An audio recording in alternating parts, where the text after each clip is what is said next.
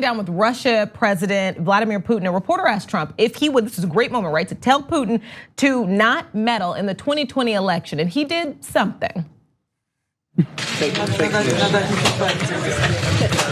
have a problem in Russia. We have. You don't have. You might have.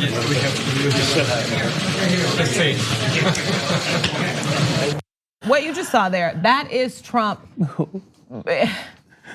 on a global level talking about his fake news. And so I think what a lot of people picked up on there when he's talking to the Russian president, okay, about journalists, there's two things either happening here, right? Either he doesn't care or he doesn't know about all the murdered or dead journalists that pop up in Russia. He's got it. Not just Russia, Saudi Arabia. Yeah, all the rest of his best friends. Right. Yeah. That's always the hardest question. Not only that, how dare you sit up and tell a foreign dictator who helped influence the presidential elections of 2016 here in the US that they don't have the problem, we have the problem. Exactly. He has made, this is treason. Like, do we even use those words that they taught us in this already fragmented educational system in America?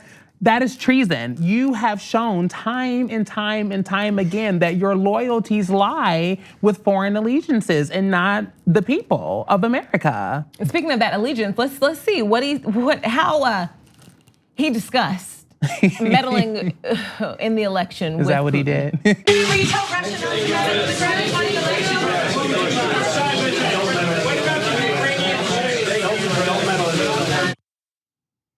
Because he meant it there, obviously. Yeah. You know, they talk about President Obama leading from behind. He goes overseas and shows his weakness.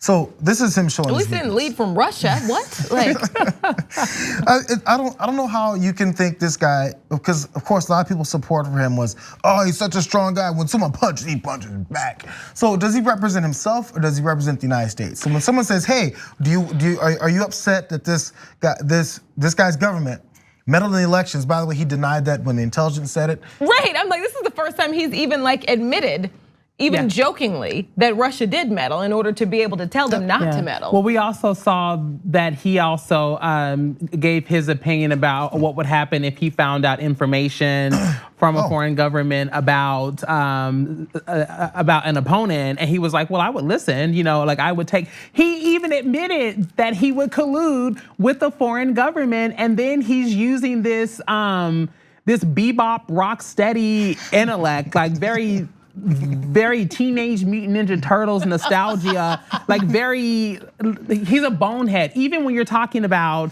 the fact that they're like, oh, he's strong, he's raw. Let's just call it what it is. Trump is not an intellectual. Like he is, he's just not an intellectual. And so for the first time, many Americans who did not understand the political system felt that someone was talking to them and not about them. I've said it a 1,000 times. When he was running, the playbook on Trump from foreign leaders was get on his good side, compliment him, and then after you've got him eaten out of the palm of your hand, you can do whatever you want. So as Putin is sitting there with him in these instances, they use his own line against him. You can do whatever you want, and they did. They meddled in the election. What they wanted. It's like, this is simple. It's to the point where that playbook is so simple. You go, well, this can't really be true, can it? And then so people, when we're running the election, think, oh, well, it's not that big of a deal. Here it is in real life. So as people like Vladimir Putin do what he does, and then he leans over and says, fake news. At least he hasn't had that problem there. I'd like to be able to walk into a room and have everyone be quiet and do what I tell them. He had that problem, at least that line too. He loves dictators because he wants to be one. I know, it's like, oh my goodness, if you are president of the United States and you find yourself where Putin, Duterte, and Kim are your best friends, Molly, you in danger, girl. The Breakfast Club, it's Please, the new Breakfast Club. Right, this is a problem. And a lot of times the surface strong guys who are like, I'm so tough, the bully, let's keep putting it down. Yeah, once they get around someone who actually has some level of power, they drop to their knees. This is why I'm also like, I'm sorry, I am not taking my foot off her neck until we see some results. Nancy Pelosi, what are you doing? What exactly are you doing? She represents this archetype of white woman that will support, defend, stand up for anything that these kind of like dictators or these type of these white men, I just have to say it, like this specific type of white man Trump. He represents this archetype of those who pretty much are responsible for our oppression on a daily basis. And I don't understand why Nancy Pelosi will not start impeachment. She's still worried about the rest of the Trumps in the country. But it's like weird because you're not even doing this again. You've already said you don't even want this after this term is over. So why not just go crazy? Come through. Right. Give us a season finale. Give us something. Let us have something. We're already in the season finale. America, the final. We're already come through. Right. Our democracy, the earth, our dignity. It's so right, exactly. Give us a season finale. I like that. I like that a lot.